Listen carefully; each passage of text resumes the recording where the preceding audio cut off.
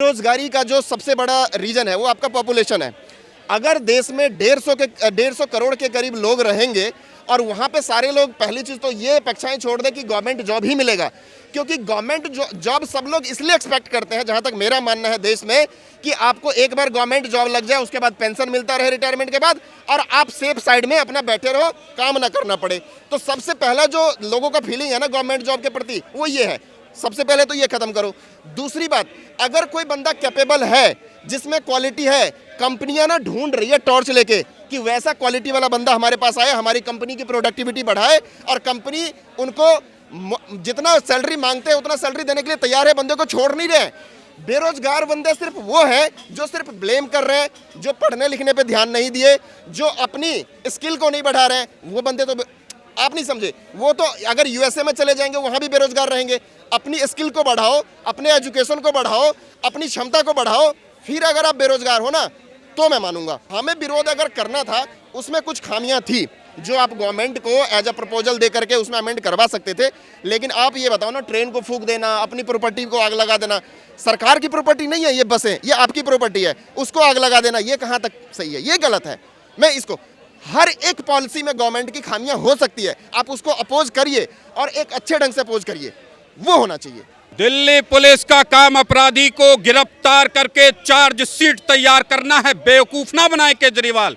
Judiciary का काम है उसको सजा देना, और ऐसे हत्यारों का, ऐसे रेपिस्टों का, ऐसे क्रिमिनलों का मनोबल तोड़ने का दायित्व किसका है पता है आपको? ये दिल्ली के मुख्यमंत्री, दिल्ली के जुडिशरी का है।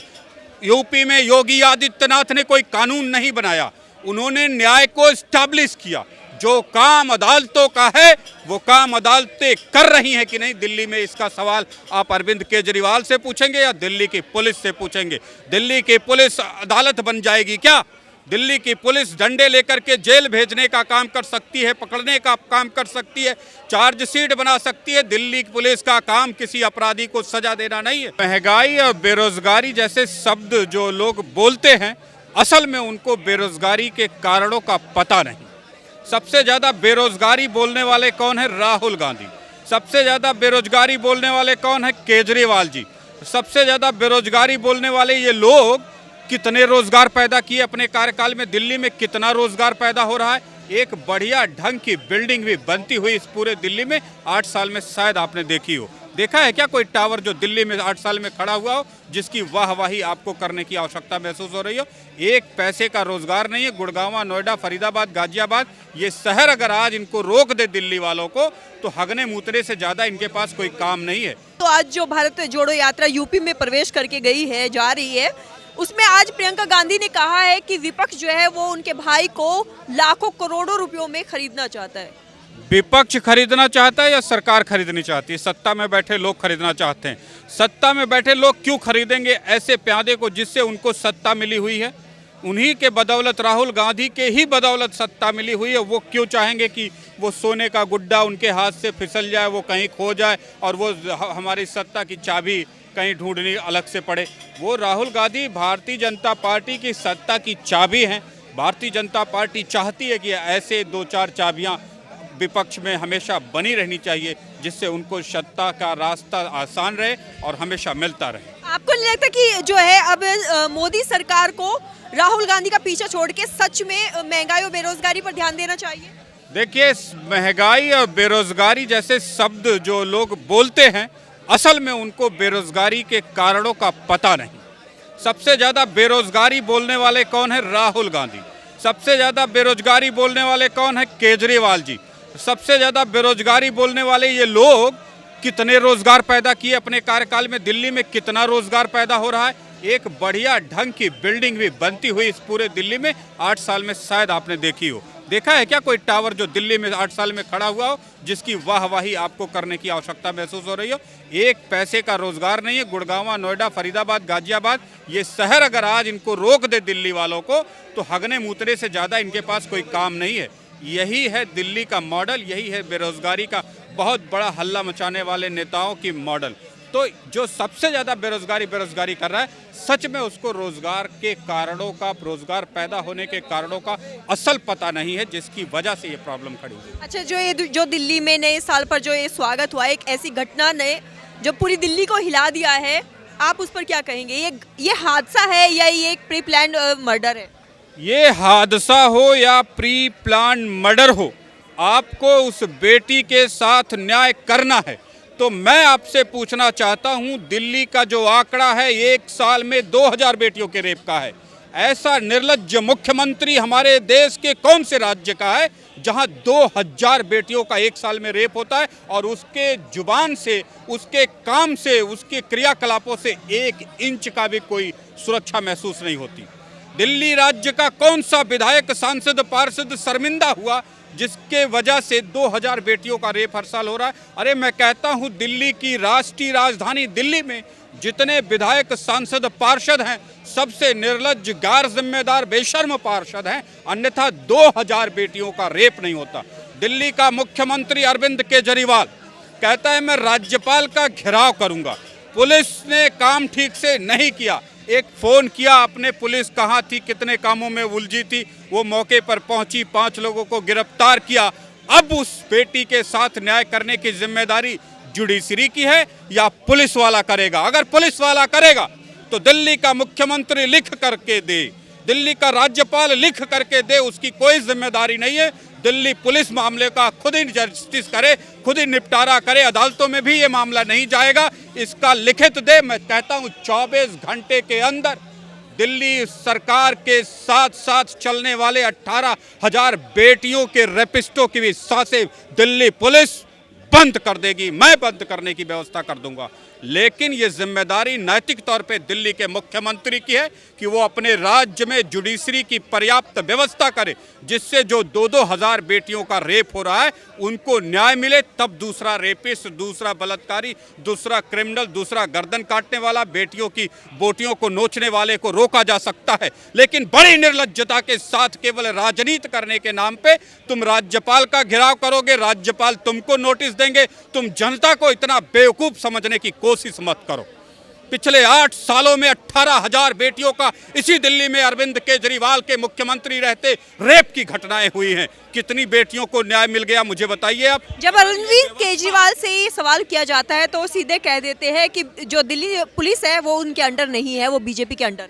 दिल्ली पुलिस का काम अपराधी को गिरफ्तार करके चार्जशीट तैयार करना है। बेवकूफ ना बनाए केजरीवाल।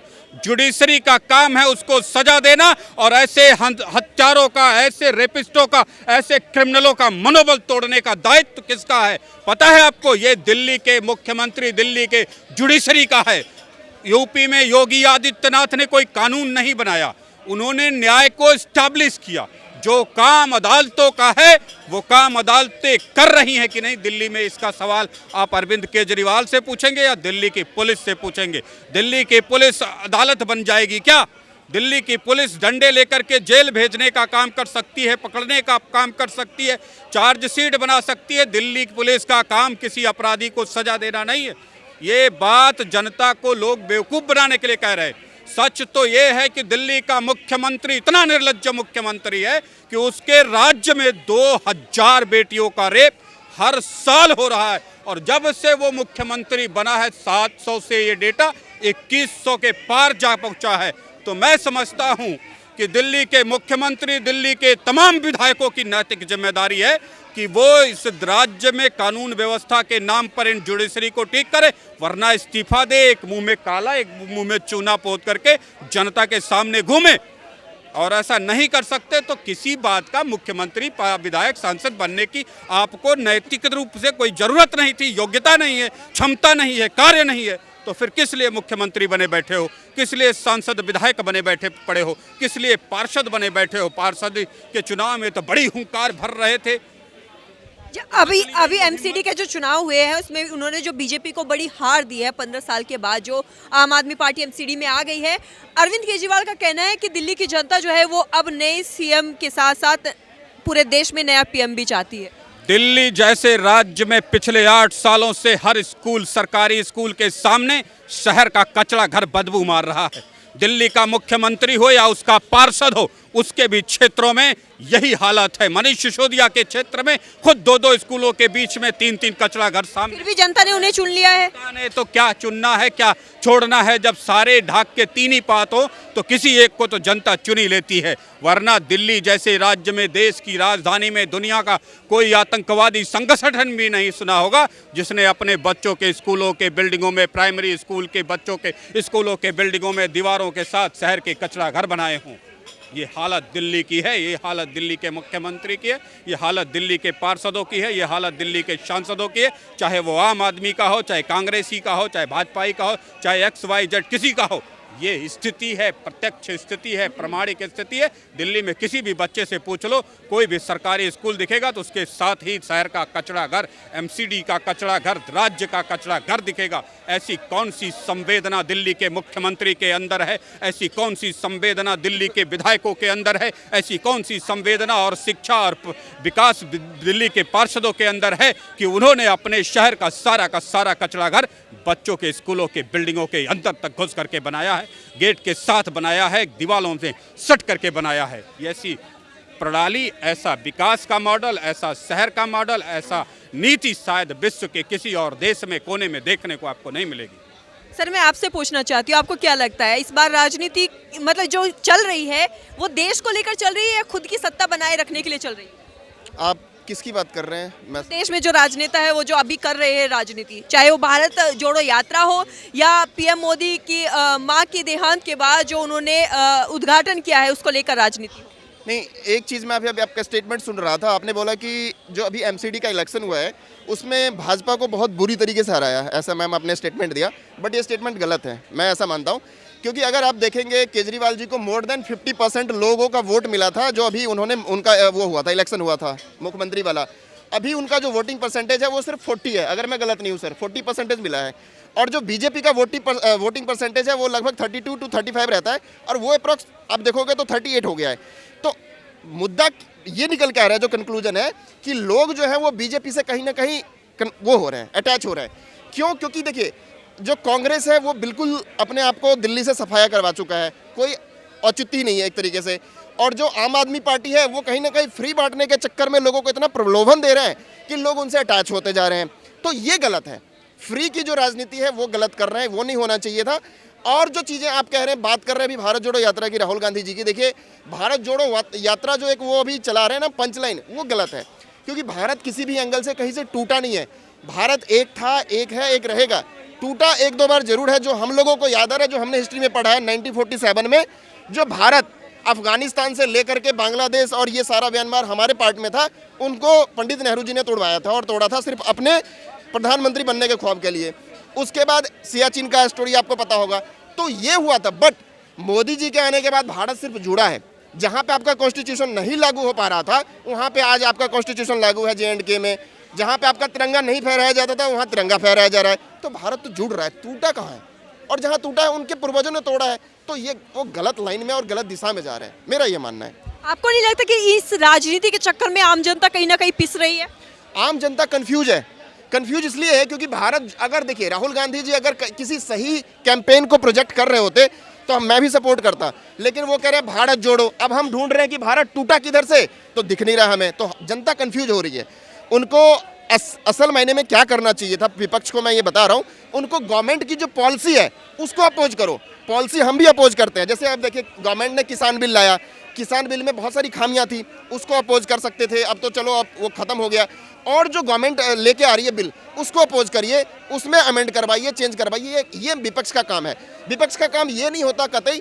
आज मैं खुद ऑफिस आ रहा था अपनी गाड़ी से, इनके भारत जोड़ो यात्रा के वजह से आपको मैं बताऊं, मंदिर के पास या हनुमान मंदिर के पास करीब 1 घंटे तक समय बर्बाद हो गया ट्रैफिक में। तो वो जनता को परेशानी होता है।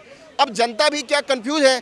अब जनता को भी देखिए एक ऐसा विपक्ष चाहिए पक्ष के साथ में जो देश की बात करे, देश की हित की बात करे। अब राहुल गांधी जी स्टेटमेंट दे देते कि हमारी सेना पिट रहा है, तो इस तरीके के स्टेटमेंट से देश का नुकसान होता है, जो नहीं होना चाहिए था। देखिए आज बीजेपी सत्ता में है, कल हो सकता है बीजेपी विपक्ष में आ जाए, कल कांग्रेस सत्ता में आ जाए। ये तो चलता रहेगा, ये तो पक्ष और विपक्ष चलता रहता है। महंगाई, बेरोजगारी, कहीं ना कहीं आपको नहीं लगता कि ये मुद्दे जो दोनों के दोनों भटक गए, एक दूसरे पर इल्जाम लगा रहे हैं, चाहे वो पक्ष विपक्ष की बात हो या भारत टूटने की बात हो या फिर हिंदू मुस्लिम की बात? मैम देखिए, मैं बेरोजगारी पे कई बार स्टेटमेंट दे चुका हूँ। बेरोजगारी का जो सबसे बड़ा रीजन है वो आपका पॉपुलेशन है। अगर देश में 150 करोड़ के करीब लोग रहेंगे और वहाँ पे सारे लोग, पहली चीज़ तो ये अपेक्षाएं छोड़ दें कि गवर्नमेंट जॉब ही मिलेगा, क्योंकि गवर्नमेंट जॉब सब लोग इसलिए एक्सपेक्ट करते हैं, जहाँ तक मेरा मानना है देश में, कि आपको एक बार गवर्नमेंट जॉब लग जाए, उसके बाद पेंशन मिलता रहे रिटायरमेंट के बाद, और आप सेफ साइड में अपना बैठे रहो, काम ना करना पड़े। तो सबसे पहला जो लोगों का फीलिंग है ना गवर्नमेंट जॉब के प्रति, वो ये है, सबसे पहले तो ये खत्म करो। दूसरी बात, अगर कोई बंदा कैपेबल है, जिसमें क्वालिटी है, कंपनियां ना ढूंढ रही है टॉर्च लेके कि वैसा क्वालिटी वाला बंदा हमारे पास आए, हमारी कंपनी की प्रोडक्टिविटी बढ़ाए, और कंपनी उनको जितना सैलरी मांगते हैं उतना सैलरी देने के लिए तैयार है, बंदे को छोड़ नहीं रहे। बेरोजगार बंदे सिर्फ वो है जो सिर्फ ब्लेम कर रहे हैं, जो पढ़ने लिखने पे ध्यान नहीं दिए, जो अपनी स्किल को नहीं बढ़ा रहे हैं, वो बंदे तो आप नहीं समझे। वो तो अगर यूएसए में चले जाएंगे वहाँ भी बेरोजगार रहेंगे। अपनी स्किल को बढ़ाओ, अपने एजुकेशन को बढ़ाओ, अपनी क्षमता को बढ़ाओ, फिर अगर आप बेरोजगार हो ना तो मैं मानूंगा। आपको लगता है जो अग्निवीर वाली जो ये चली है योजना, इसको लेकर भी युवा कहीं ना कहीं नाराज है सरकार से? नाराज थे तभी तो बिहार में आपने देखा होगा कि क्या कंडीशन हुआ, रेल को फूंक दिया, फलाना ढिंकाना, बहुत सारे इंसिडेंट हुआ। लेकिन गवर्नमेंट ने भी जो ये लेके आया पॉलिसी, आप समझिए, एक तो ये बहुत सारे अमेरिकन और यूरोपियन कंट्रीज में ऑलरेडी चल रहा है, वो आपको पता होगा। और गवर्नमेंट का ये मकसद था कहीं ना कहीं कि देश में जो युवा है, देखिए हर एक इंसान की अपनी कार्य करने की एक क्षमता होता है, और जो 4 साल के जो उस एज के जो बंदे हैं उनकी कैपेबिलिटी बहुत अलग होती है, वो अलग वे से कर सकते हैं काम। तो इसीलिए गवर्नमेंट, और भी कुछ रीजन है इंटरनल जो मैं आपको बता सकता हूँ, तो उस वजह से लेकर आई। अच्छा, हमें विरोध अगर करना था, उसमें कुछ खामियां थी जो आप गवर्नमेंट को एज अ प्रपोजल दे करके उसमें अमेंड करवा सकते थे। लेकिन आप ये बताओ ना, ट्रेन को फूंक देना, अपनी प्रॉपर्टी को आग लगा देना, सरकार की प्रॉपर्टी नहीं है ये बसें, ये आपकी प्रॉपर्टी है, उसको आग लगा देना, ये कहाँ तक सही है? ये गलत है। मैं इसको, हर एक पॉलिसी में गवर्नमेंट की खामियां हो सकती है, आप उसको अपोज करिए और एक अच्छे ढंग से अपोज करिए, वो होना चाहिए, मेरा ये मानना है।